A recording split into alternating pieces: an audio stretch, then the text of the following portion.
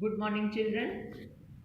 Now, class 9, all other subjects you have got 20 marks for your project work. Same way, chemistry also you have got 20 marks. But it was supposed to be practical work which you were supposed to do in the lab. But this year in this situation you are not able to do. So I am going to show you the experiments. You watch them and you have to write down the experiments in your chemistry practical manual. How to write and what to write, that those notes I will give you in the app. You will follow and write down. So for today you watch the experiments. First 5 substances or 5 chemicals which I will show, you will watch what happens when they are heated, means action of heat on those substances. The first chemical which I have taken is mercuric oxide, HgO. Okay, HgO, you can see it is a orange color solid substance. Okay, amorphous solid. Now you will watch what happens when I heat them. When mercuric oxide is heated, HgO, then the gas evolved is oxygen. Since it contains oxygen, so oxygen will be evolved. How will I test for oxygen? I am taking a splinter, a glowing splinter I am taking, and what will oxygen do to this glowing splinter? It will rekindle it.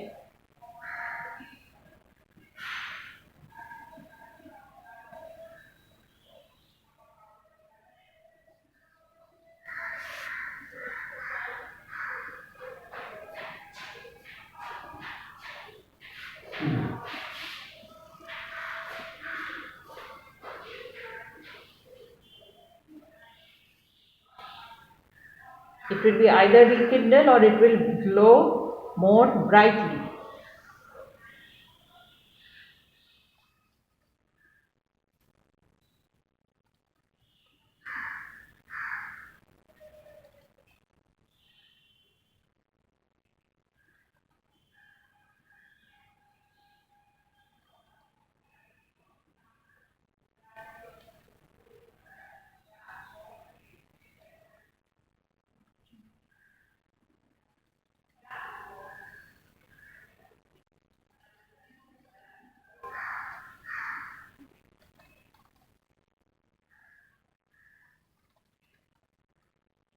You can see it was rekindled. First it burned very brightly, glowed brightly, and then it was rekindled.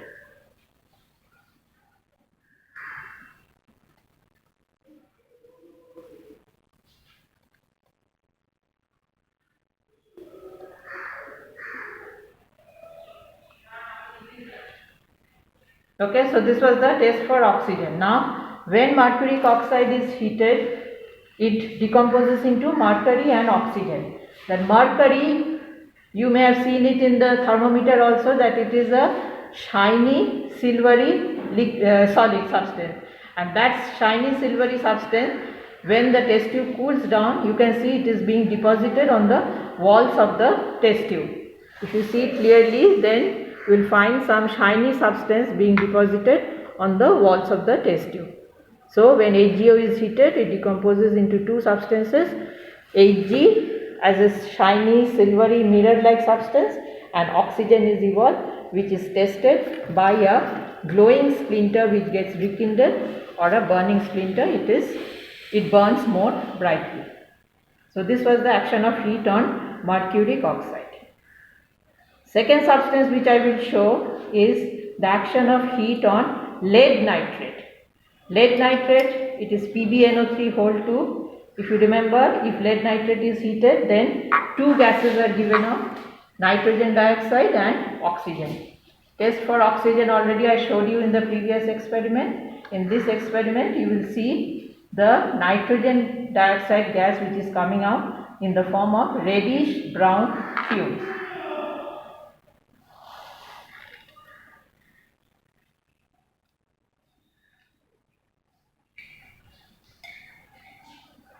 And if you hear little bit clearly, a crackling noise is heard. This is the property of lead nitrate, that it produces a crackling noise known as decrepitation when it is heated. And if you watch clearly, reddish brown fumes are coming out from the substance which is being heated, and these reddish brown fumes are of nitrogen dioxide, NO2, and the substance in the test tube, it is also changing its color slightly. It is reddish brown when hot, and when it becomes cold it becomes yellow in color. You can watch it after sometimes when it becomes cold fully. So action of heat on lead nitrate produces nitrogen dioxide gas, oxygen gas, and lead oxide is left behind in the test tube. Compound number 3 or substance number 3, I will show you the action of heat on a sublimable substance which is iodine. It is in the form of grey solid, deep grey solid. When it is heated, as I told you, since it is a sublimable substance, it produces vapors directly, and the vapors are violet in color. Violet vapors of iodine are produced when solid iodine is heated. Okay, and these vapors will again condense back to the solid state.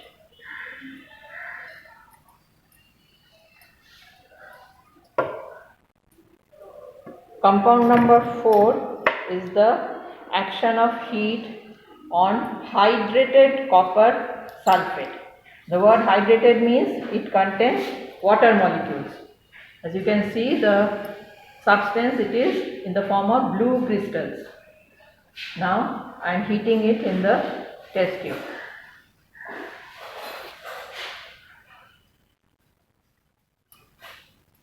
You can find that the color is gradually changing, blue, deep blue to it is becoming light blue, and then you will find that it becomes white in color, and there is deposition of water vapor on the upper parts of the test tube. Means it is producing the water of crystallization which was present in the salt. And when all the water has been lost from the salt, the substance, it becomes fully white in color. Now in this experiment, the test tube must be kept in a horizontal position so that the water does not come and trickle back on the salt. Then the hot substance, the test tube might crack. Okay, so you can see deposition of water on the upper parts of the test tube. If we allow it to cool slightly and then again allow the water to come in contact with the white salt, then it turns again to blue color. So the hydrated salt was blue in color. When it lost the water, it became anhydrous and it changed to white powder. Again, if we add water to the amorphous powder, it turns to blue crystals again.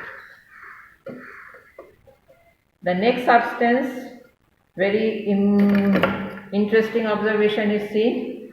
This salt is ammonium dichromate, NH4 Cr2O7. It is orange color crystalline solid.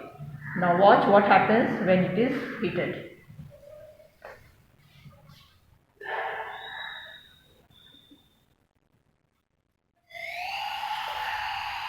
You can see very interesting phenomenon.